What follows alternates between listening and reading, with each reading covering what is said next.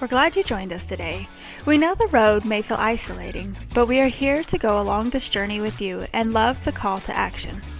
Ruck Up Buttercup is a podcast hosted by Deployed Love, where we're going to join together and chat about all things military life. So you know the drill. Ruck Up Buttercup. Hey everybody, welcome back to Ruck Up Buttercup. We are back with another episode, and this one's kind of a mixture between an interview and a girl chat. We have some extra girls here to talk with us, and we're really excited that they wanted to join us. If you didn't catch last month's last episode, we had Davidson on, who was a little child who had written a book when he was in kindergarten. He's now 11, but it was a really exciting and nice interview with him and his dad, so make sure you go back and watch that. But today we have some new guests on here. You want to introduce them, Ashley? Yeah, so anticipation of Friday, which is Military Spouse Appreciation Day, we thought it would be really fun to get together with some other fellow spouses that are in the military in some point. So whether it's their husband, their kids, or whatever it is. So we have three special guests with us today.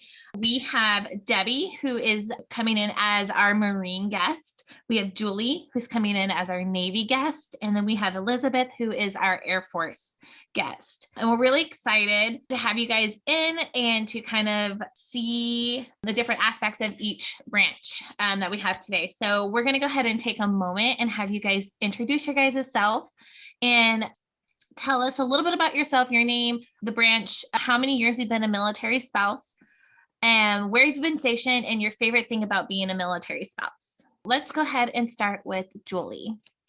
All right. Hi, my name is Julie. My husband is in the Navy, and he just hit 3 years this past February. But my father also served. He was both in the Marine Corps and the Army, and he served a total of 22 years. So I grew up in it. Moved around a bunch. I won't sit here and list everywhere I've lived because that would take forever. But just being married to my husband, we've lived in Illinois, in Virginia, and now we're currently in San Diego. My favorite thing about being a military spouse, probably just the opportunity to move to so many places and visit things and kind of get out of your comfort zone and try new things that you necessarily wouldn't have if you would have just stayed home.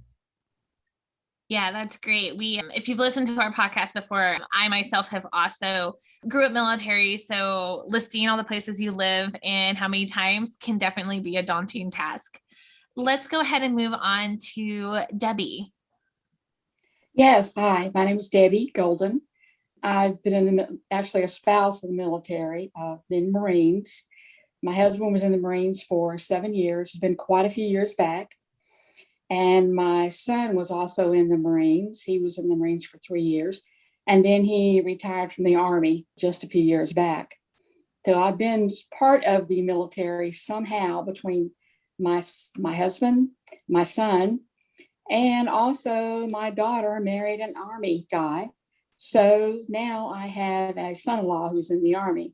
So we've been part of the military for most of my young life. And what else did you ask me? Where have you been stationed, and what was your favorite thing about being a military spouse? Okay. We were stationed at Camp Lejeune, North Carolina, a lovely place. And we stayed there for 3 years. And then we went to Huntsville, Alabama, at the Redstone Arsenal, where my husband was an instructor there. My son, whenever he went in the Marines, he was in 29 Palms, California. And so I got to visit there also. The thing I liked the most about the military, I liked the moving around. My husband didn't particularly care for it, but I liked different places. I like to go different places and see different things. And that's why it's so great about my kids being in the military. Of course, they don't think that either, but I get to go visit them at different places whenever they get to a new duty station. So I get to visit all of them. And I got to visit Germany when my son was in Germany. So that's the greatest thing I liked about it. Yeah, I totally agree. I know that I love getting to visit all the different places. And I know if I hadn't married into the military, it would never have happened. I would have been in the same places that I grew up and probably stayed there. Right. So it's been an awesome experience. And I got to meet so many people that just never would have been part of my life if we hadn't done it. So And finally, Elizabeth. Hello. So I've been with my husband we've been married for about 5 years now. He's in the Air Force. We are currently stationed south of Baltimore, Maryland at Fort Meade. I was actually previously married to a Marine for about 10 years. So it's different. It's very interesting to see the differences between the two branches. I grew up in the military family. My dad served about 23 years and retired in Florida after getting out. Gosh, I've been stationed at probably different places. In the Marine Corps, I was stationed in Hawaii with my ex-husband, along with North Carolina and Virginia. And then with my current husband, we're stationed in Virginia, and then we actually PCS this summer to Shaw Air Force Base in South Carolina. So that's going to be, we're happy to go back down south. We're Southern people. And then the one thing that I like about being a military spouse is getting to meet different people from different backgrounds and kind of branching out and rediscovering who you are. And each time you move, you kind of grow as a person each time you PCS to different locations. So it's going to be interesting here soon. You know, I was actually in a networking call just yesterday, and that was one of the things we discussed is you have that opportunity to like remake yourself every time you move. So if there's something that wasn't working well for you at the last place you were living, you can kind of just be like, this is the new person who I want to be. This is the kind of people I want to surround myself with. And you have that portability of also being able to cut off relationships simply because you're moving and because they're not good for you. And you have that ability to just be like, okay, well, I'm not going to be here. So now I don't have to have this relationship that's not working for me. So I think that's, yeah, it's definitely nice to be able to reinvent yourself and have a new house. I know that we're kind of hitting our 4-year mark in my current house, and I'm like, oh, it's time to move. But my husband's out of the military now, so we're kind of here. So this is where we are. Thank you guys for coming on, and we're really glad that you guys agreed to join us today. And it's kind of nice to see some of the faces that have followed not only Ruck Up Buttercup as our podcast, but also It's Deployed Love, seeing some people that are kind of involved with us. So it's nice to get to know a little bit of your faces. We also kind of mentioned that we're going to do a game show. So we're going to kind of move into that section. We have a few questions. So what we're going to have you guys do is mute yourselves on here. And then that way you guys are going to use little icons. So whoever puts their thumb up first will get to try to answer the question first. If you don't get it right, we'll move on to the next person for an opportunity too. As well as, since we did tell you guys will get something from us for just joining us, we're also going to have a gift for the person who gets the most points. The first question is, do you know the birthday of your branch? So I have a funny thing if no one knows this, because I know so we're Army, but I know the Marine birthday only because it falls the day before my husband's birthday. That's the only reason why I remember the Marine birthday. Nobody's got it? All right. I can tell you what they are. So Army is June 14th. Navy is October 13th. Marine is November 10th. And Air Force is September 18th. You want to go to the next question? Yeah. So based on population, which is the largest base in the US? I can give you guys a hint. We've kind of discussed it a little bit in the podcast. Oh, Debbie got it. What do you think? Fort Bragg. Yes. Yes, you got it. Fort Bragg is the biggest base by population, and the biggest base by size is Fort Hood. So, interesting fact. All right. How many US presidents have served in the military? We can do guesses and see who's the closest. All right, Debbie, you want to go first? Sure. 5. Okay. Julie, what's your guess? I'm going to go with 7. Okay. And Liz? I'm going to say 30. Ooh, You were really close. Yeah, it's actually been 29 of them. So it used to kind of be like a requirement. So that's pretty cool. So Liz gets the point there. Okay, next question is, do you know your branch motto? Funny thing is I also know another branch's motto over the Army. Yeah, a couple of them. Yeah, we were talking about this when we did the question. I was like, I didn't know that was the Army's motto. You got it, Debbie? Simplify. close. Do you know what the whole full last word is? That's a good question. No, I don't. Okay, we'll let Liz have a chance and we'll see. You were really close, so. Liz, do you know yours? Fly, fight, win? Also, Yeah, I mean, really close. Yeah, yeah. you're both really close. You're missing like a tiny portion of it. We'll give you each a point because you did definitely were right on the ball where you were supposed to be. So yeah. Marine is semper fidelis. The whole word is fidelis. And it means always faithful. And then Air Force is aim high, fly, fight, win. You just missed the first part of that. Army is this will defend, and Navy doesn't actually have an official one, but unofficially it's not self, but country. Yeah, you could have said there isn't one. I don't know. Like it was a lot harder than we thought it was. So the next question we have for you is how many times has the US officially declared war? Making you think hard today. We are. All right, I'm Debbie. gonna say 4. Close. Okay. Yeah. I'm going to guess 5. Okay. Liz. 6. We're on the prices right here. I'm just like one up and one down. So Julie, you were right. It is only 5, which was surprising to me. So that's pretty cool. You have a point. You're on the board. All right. All right, to throw another tough one at you guys. How many 5-star generals have there been in the US military? Liz? Elizabeth? I'm gonna go with 8. Okay. Debbie, do you have a guess? 3. So no one got that one. There has been 5 individuals since the military has started that have received the 5-star generals. Not very many, which is crazy. So you That's have to for be in for a long time. Yeah. This one should be an easier one, so make sure you're ready to put your thumbs up. All right. How many military branches does the United States have? I think this might stump somebody. I'm gonna say Debbie. 5. Say 5. Okay. Liz? I'm gonna have to say 5 too. No guess, Julie? 4. The answer is actually 7. So we have Army, Navy, Marines, Coast Guard, Air Force, National Guard, and now the Space Force. So that brings us up to 7. Basically 4 main branches, though, Yeah. but the other You ones only are hear of the not. 4 main, but the US does have official 7 military branches. Okay, so our next one is we're going to kind of test you guys on military acronyms and see if you know what they stand for. The first one is SFRG, formerly known as FRG, if that helps you. Julie? Julie, Family Readiness Group.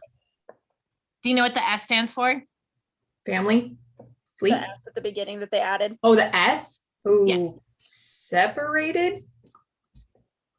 Close. No. Yes, Service? Service? I don't know. It stands for Soldier Family Readiness Group. Yeah. So they added the soldier back into it, but Yeah. We'll give you the point because you were super close, and that's kind of a more recent thing. All right, so the next one is PCS.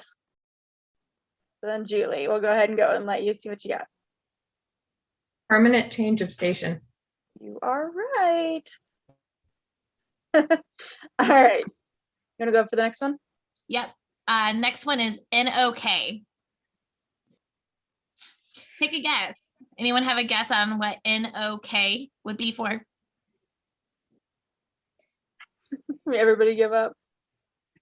So NOK stands for next of kin. Elizabeth looks so upset. Sorry. Like I knew it. Oh my gosh. All right, this one's a more popular term again that we use. What about JAG? Do you guys know what JAG stands for?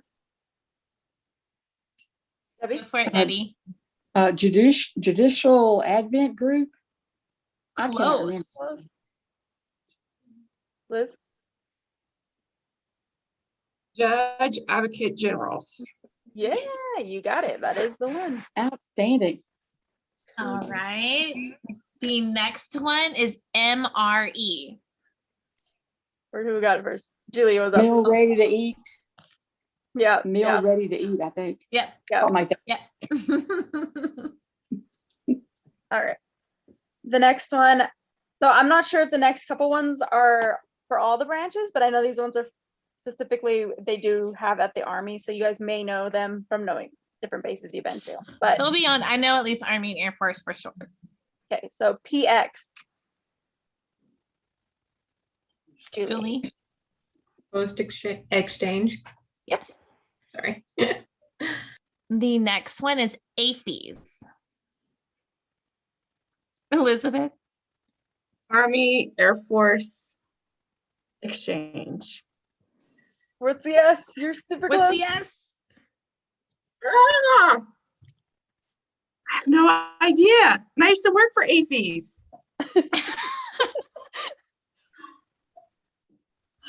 What would you guess the S is at the end? Service. You got it. There it is. Yep, it is the Army and Air Force Exchange Service. And the last one is ACS. No one might not get this one because this one is Army specific. Yeah, it may be at a lot of bases, but I'm not entirely sure if anybody even really knows what it means either. No? You want to guess? All Army Community Services. It's the Army Community Services. Yep. Yep. My goodness.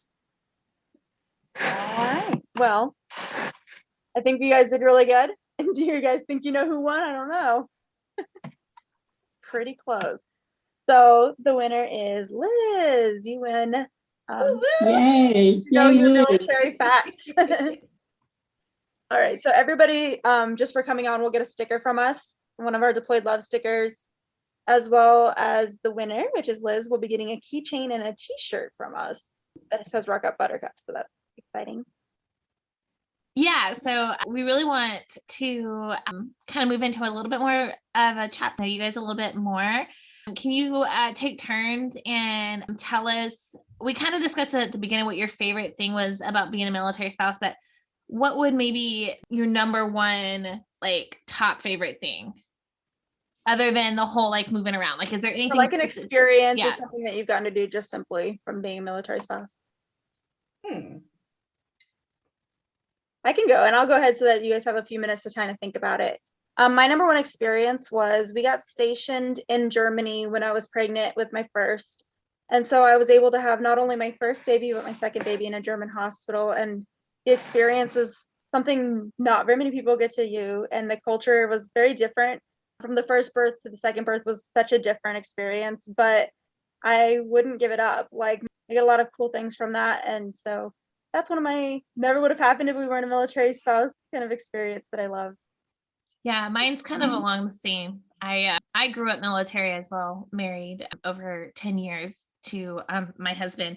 And one of my favorite experiences is actually getting to live overseas as a teenager. That was really cool to get to experience a culture that was very different from the American culture and have a little bit more freedom over there while experiencing a different culture, but also like experiencing like more freedoms, like compared to like the US.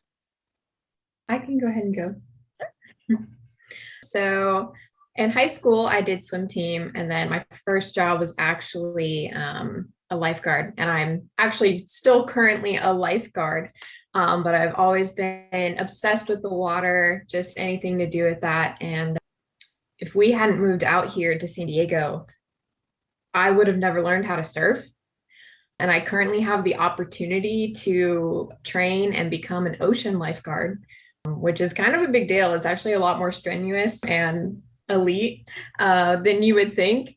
But just I mostly went to high school in Kansas, so you're totally landlocked. And then I never even had the slightest premonition or idea that I could have become an ocean lifeguard. So just the fact that I'm getting this opportunity to really chase my dreams, that's probably got to be the craziest thing and my favorite thing about this whole process. Yeah, that's super cool. How long did it take you to learn how to surfboard? I stood up on my first lesson, so I picked it up pretty quickly. Fun. I was stationed in Hawaii and didn't ever actually take the chance to do it, and I should have. I was before we had kids and all those opportunities to Yeah, you got to go back. yeah, I would love to for sure. And Debbie, it could be anytime throughout any of the military opportunities you've had, visiting family or being a spouse or any of that. So, Well, I know growing up with my dad being military, they had a candy stripe opportunity at the hospital close to where we grew up. So I did that, and sitting down and listening to all the different war stories that veterans have made me want to go into working with the veterans at the VA office and everything like that. So I actually got my degree in health information technology. So I'm able to help veterans understand their medical benefits rather than them trying to figure it out themselves. So it's been really like eye-opening. And if you actually sit down and listen to a lot of the older generations and their war stories, it's awesome. Like they love talking about when they served and how it's different between how they served back then to now with my husband serving. So it's been really interesting so far. yeah, I love that. And I'll make sure in the show notes to kind of include, recently I'd heard about she's a blogger who works with this group that's like pen pals for veterans.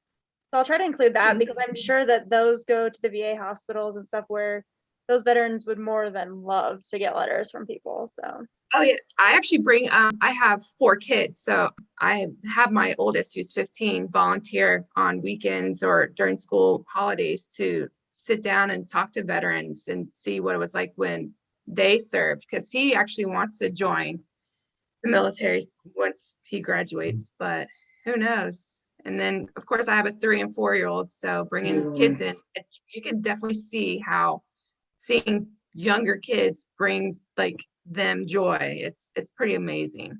yeah, and hearing their stories and being able to tell their stories to future generations for them is, I mean, that's such a special thing to be able to do because their stories are very unlike even our military members' stories now. Things have changed so much over the years. So I love that you do that. And I think that's really exciting too.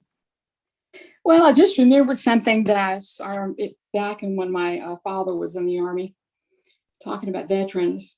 He was stationed in Alaska, and he was I guess you were to say, they climbed it's like sort of like a lineman, and they would take care of like electrical lines and things like that. And I remember a picture of him that, well, of course, he always wanted to go back to Alaska because he loved it so much while he was stationed there. But I can remember that he always loved this picture of him laying out in the snow doing snow angels with his t-shirt on and his camouflage pants. Well, actually, they weren't camouflage; they were army green, but laying out in the snow. And it's just memories of places that still that you would never went. Mm-hmm. Yeah, it is. It's just that experience. I think a lot of people don't understand. Yeah, we go through these hardships, but there's a lot of benefits to it too. You get to meet amazing families, you get to meet amazing friends, and get to go to these cool places. I know that we've been stationed in some pretty cool places. Also, I was thinking about you having your son being in and stuff. I know my mom's biggest experience so far with my brother's also in the Air Force, is she said, I swear when we went to his graduation, he had grown 2 feet since the last time I saw him. She says they stand up so proud. Yeah. The difference of them once from going into basic and leaving basic is just like, it blows your mind. So we have one more question to kind of have you guys tell us your opinions on, I guess, is what is your number one advice or something that you wish someone had told you when you first started being part of the military, or if you're a child in the military, but as a spouse? I can go first. So one of the things I tell them, especially the younger ones, is just roll with the punches. You can get upset about all of the last minute training schedules and you can get worked up and have anxiety over it. But, in the long run, like if you just kind of roll with it and make the best and see the silver lining, your relationship, your well-being and will be so much better. So I've always kind of just go with the flow, always plan that he won't be there or she won't be there. And if they can, that's great. If not, then you continue to make those memories. Yeah. My advice is kind of also similar, and just make some friends that you have people that are here, always there to call if you need them last minute, especially when your husband could be missing for, months at a time. It's always good to have someone that if you fall, like I do all the time, apparently, you'll have someone that can come watch your kids or help get you to urgent care or whatever. So it's easy to just stay in your bubble, but making friends at every duty station is important, I think, and making sure you find your tribe every time you PCS. One thing that I've learned is don't be afraid to ask for help. Because there's days when you struggle and you just need the help. Just don't be afraid. Call your friend, call whoever you need, and just, you need help with. I know when I was young, because I had my first one at 19, and I was scared crapless, and I didn't have my parents. So it was really nice to rely on one of the sergeant's wives who made it bearable to give birth basically without family or without his dad at the time. So it was nice to ask for help. That's my I couldn't agree more with that. We've all been through it. So all you have to do is ask for help, and someone's going to be like, I got you, girl. Like, let's do this together. I'll bring wine. I'll bring a movie, whatever it may be, coffee, whatever. And you guys work through it. I mean, we went through the rapid deployments this past year, the 2 rapid deployments, and I would have not been able to make it through that without the military spouses that were in my company. My counterpart as the SFRG leader, as well as just the younger spouses who were just like, we got this. So I couldn't agree more to that. I would probably say you still need to live your life, because like you can sit around and say, well, I'll just wait for them to come back to do this thing, or like, oh, we'll just wait for them to be totally out before we do this thing. But life is happening now, and life is so short. So find things that make you happy.